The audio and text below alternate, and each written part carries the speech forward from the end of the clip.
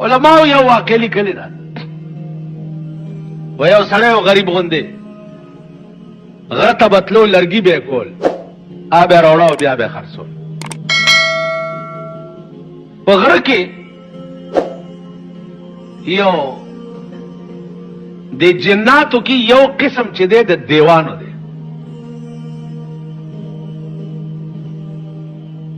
نو یو دیو په دې غره کې ورته ملاو شو ورته یې لکه څه کوې وی صاحب لرګي کوم دا وړم بیا خرڅوم دیو ورته وایي چې ښه ده داسې چل دی چې راشه ما سره یو غر دی د هغې لرګي وړه او خرڅوی او زما او ستا به یارانه وي بس چې راشې زه او ته به یو ساعت مجلس سره کوو بیا لرګي وړه او بیا خرڅ سړی بوتلو د چندړو غر ته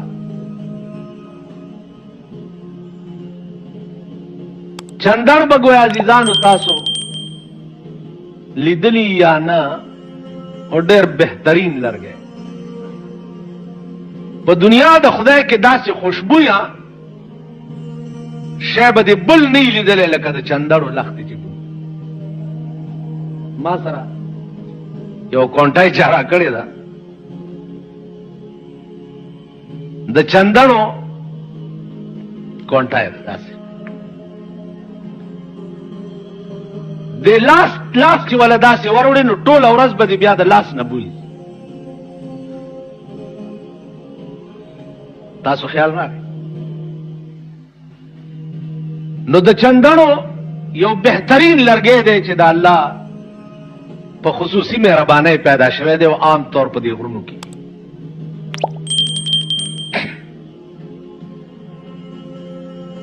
د دیو دغه سړي اشنایي شوه سړی به تلو دیو سره به یې څه ساعت نیم مجلس وکړو بیا به یې د چندړو لرګي راوړه او خرڅول لوی مالدار شو چې لوی مالدار شو نو څو ورځې دا سړی بیمار شو غره ته لاړو چې غره ته لاړو دیو خیال وکړو چې دا زما یار نه راځي راته ښکاري چې بیمار دی اوس یې کور ماته نه دی معلوم خو زه پاس نه به وګورم د شپې چې کم کور کې ډیوه بلیږي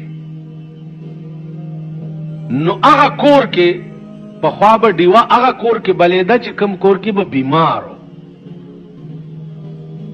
هر کور کې ډیوې چرته بلیدې یا ټوله شپه ډیوې چا بلولې او کم کور کې به بیمار و نو هغه ته به ډیوه بلیده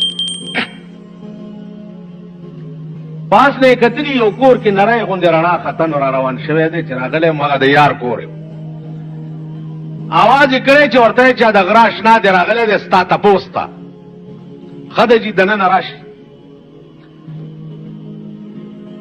د انسان په شکل کې دی او په کټ ور سره کېناست څنګه یې ښه یې جوړې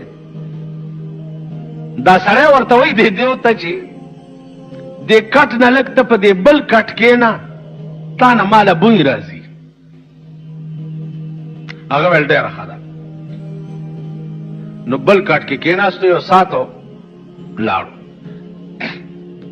څو ورځې پس چې دا سړی جوړ شو او غره ته ورغی دیو ورته ویل ښه شوې ویل او صاحب جوړ شوم اوس تا هم ډېره مهرباني پوښتنې ته راغلی ویل ښه ده داسې چلو که چې لرګوله خو راغلی او تبر در سره دی خو اول به په دې تبر ما په دې سر وهي این رستو به لرګي کې کینی اوس دې زیر و زبر کو هغه ورته ویل ته زما دوست یې اشنا مې څنګه دې په تبر ووهم هغه ویل که ځان دې روغ پکاري خو فورا ما په دې سر په تبر ووه کینی بس کار دې خراب دی دړه کې دا خیال کړی چې زه روزانه به څه مینتې کې خو ځان تې خلاص کا بس تبر یې ونه را پرېښی دی او په دا سرې چې والی سرې دوه منځه شوی دی هغه بیا سر داسې نیولی دی او ده ته ویل ځه اوس لرګي کوه تلی دی دیو چېرته لس شل ورځې سرې ټیک شوی دی چې ټیک شوی دی نو دې سړي خو دا خیال کړی چې زه تې خلاص شوی او غر دې خپل شو چې بیا دی ورغلی دی د خو به روزانه تلو راتلو لرګي به یې کول راکول چې راوتی دی وله چې کتلي اوهو جوړ شوې هغه ویل وګوره زخم د تبر څنګه شو ویل دا خو بالکل ورغی او ټیک شو. ویل ښه اشنا خبره واوره، ستا د تبر زخم ورغی او جوړ شو، خو زه چې ستا کور ته درغلی وم تپوس له او تا وویل چې ما نه بیرته کښېنه، تا نه ماله بوی راځي، هغه زخم مې په زړه کې والله که جوړېږي. حال همغسې تازه دی، بس همغه تبر یې ترې اخیستی دی او د ګردن ته یې ورته نیولی دی او دا سر یې ترې هلته لړه کړی چې ته د دې قابل نه چې تا سره څوک دوستي وکړي یا تا سره څوک تعلق وساتي. دوست ته څوک دا وایي چې تا نه ماله بوی راځي. دوست خو دا معنی چې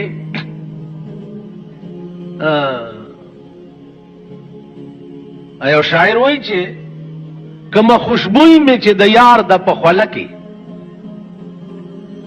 کومه خوشبوی مې چې د یار د په خوله کې، داسې خوشبوی د عطاري د عطرو نشته.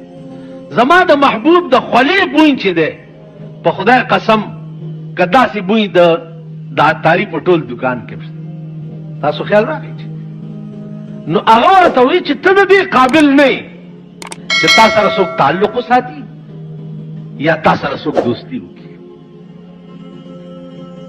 نو زما عزیزانو د حدیث مقصد او غرض دا دی چې د ژبې زخم دا د لاس د ضرب نه لکها درجې اوچت. دغه وجه ده چې حدیث کې جناب رسول الله صلی الله علیه وسلم او فرمایل چې ښه مسلمان هغه دی چې داغه د ژبې نه او داغه د لاس نه بل چاته ضرر ونه رسي.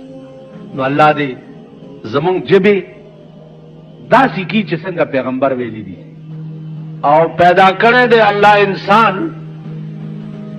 ابوالجن پلار د پیریانو داغه خالص لمبه د اور نه.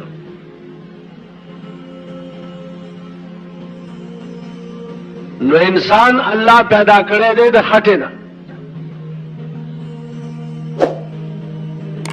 او پیریان پیدا دي د خالص لمبه د اور نه. اوس د انسان تخلیق چې دی الله پاک د سلور قسمه سیزونو نه کړی. دا جسم عنصری د انسان چې کوم ستاسو دی دا د سلور قسمه سیزونو نه پیدا دی. خاوره، اور، هوا. اندازه کوئ تاسو سلور قسمه سیزونو ته عناصر اربعه وایي. نو سلورم شی اوبه دي. دغه خاوره ده دا په اوبو باندې الله لمده کړه او بیا یې په اور باندې اوچه کړه او په هوا کې ودروله. گویا د آدم علیه السلام جسد اقدس چې دی هغه د سلورو سیزونو نه پیدا دی. خاوره، اور، اوبه او هوا. دې سلورو سیزونو ته عناصر اربعه وایي. نو گویا دا جسم عنصری د انسان چې دی د قرآن کریم په تقاضا دا د سلورو سیزونو نه پیدا دی. بیا د دې خنبیر چې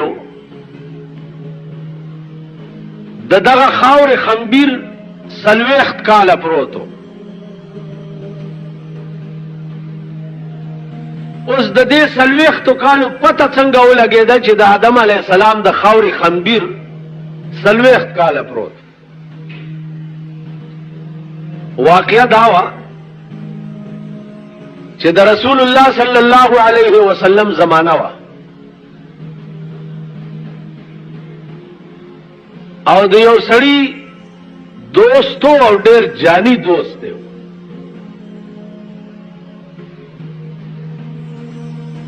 په څه خبره د دې دواړو منځ کې اختلاف راغی.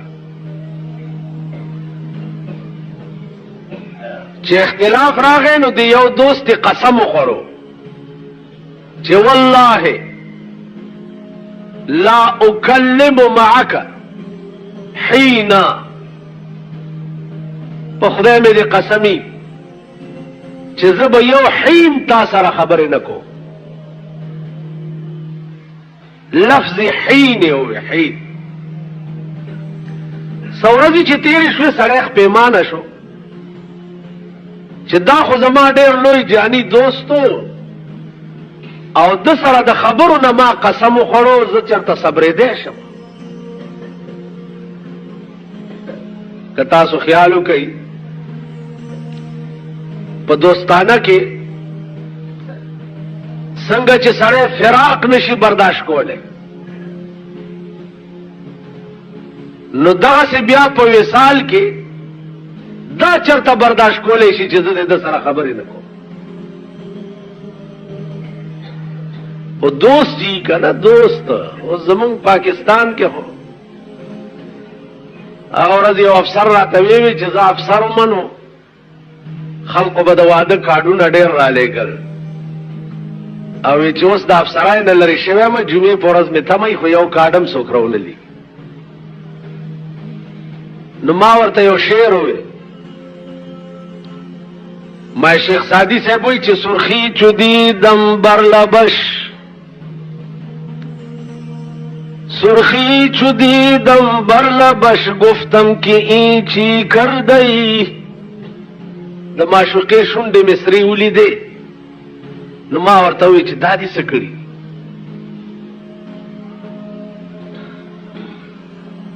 سرخی چو دیدم بر لبش گفتم که این چی کردی گفتا که خون عاشقا میں بر بپیالا پیتیم.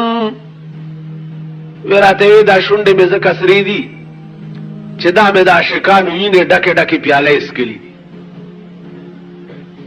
نو شیخ سعدی وی چې ما ورته وی چې گفتم که خون عاشقا ضایع چرا میرے اختی. وی ما وی چې دا د عاشقانو وینې هسې فضول ولې تویې.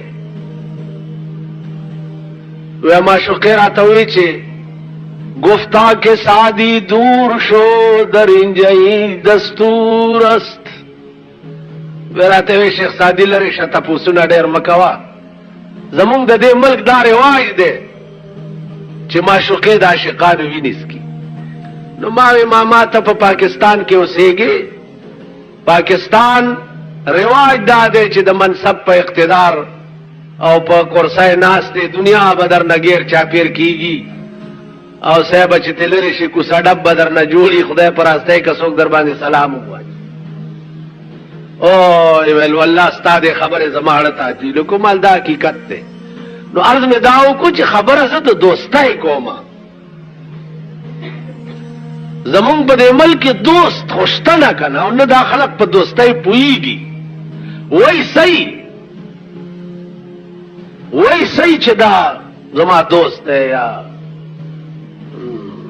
خط ورته لیکي انګریزی کې ورته مای ډیر لیکي یا اردو کې ورته میرے پیارے دوست یا کنه چې دا خدا ټول که خیالو کې زبانی جمع خرچونه دي حقیقت نه ده. حقیقت کې دوست معنا دا ده چې تا به هر وخت سر په تلی کې داغه د پاره ایښي. دوست وای دی دوست سعد ابن ابي وقاص رضی الله تعالی عنه رسول الله صلی الله علیه وسلم ولار دے سعد ابن ابي وقاص جنگی کی لگیا دے او داسې عمله کوي چې هر حمله کې تبوي چې د بدن بوس پاش نو پیغمبر ورمنډه کړو په دې املا یو ټپولو ورته وی چې ارمي یا ابا سعد فداك ابي و امي. ابا سعد ولا زما مور او پلار دې تا نه قربان شي. اوس دا شرافت په ټول امت کې الله پاک ابو سعد تور کړو. سعد ته وی چې تا ولې د سیاملې کولې هغه خاص زما محبوب دی ولاري پاغه دې دغه شو گزارونه کیږي او زه دې داسې عمله کوم چې ځان دې بچ کوم او بل دې وهم نه زبردست حمله کوم چې ټولو نه مخکې زه قربان شم. نو پیغمبر چې چاته وایي چې ارمي یا ابا سعد فداک ابي و امي زما مور او پلار دې تا نه قربان شي. تاسو خیال راغی. نو عرض مې دا و چې دوست خو زمونږ ملک شتم نه او زه خو خپل ځاني خفه نه شي د دې قایلم نه یم. زه خپل هم د دې اهل نه یم او څوک راته اهل ښکاري هم. مولانا تانوی رحمت الله علیه لیکلي دي چې یو دوست د بل دوست کور ته ورغی د شپې دروازه ورته وټکو. څوک دی؟ فلانه دوست دی راغلی دی. په منډه راووتو ورته خدمت وی یو 200 روپۍ مې پکار وی ښه بس منډې کې یو 200 روپۍ راوړې ولی ورکې او رخصت شو. دی اوس په جړا جړا کور ته را روان دی. نو ښځه ورته وایي چې خدای دې ورک کا چې په پیسو پسې جاړې خو نه به دې ورکول. ښځه دا پوه شوه چې دا سړی جوړ دی 200 روپو پسې جاړي. هغې ورته ویل ښځې په خدای قسم که په پیسو پسې جاړم په دې چې زما دوست ته د 200 روپو ضرورت و زه تې خبر نه و چې زه تې خبر وی چې دا پیسې مې کور ته وروړی دی.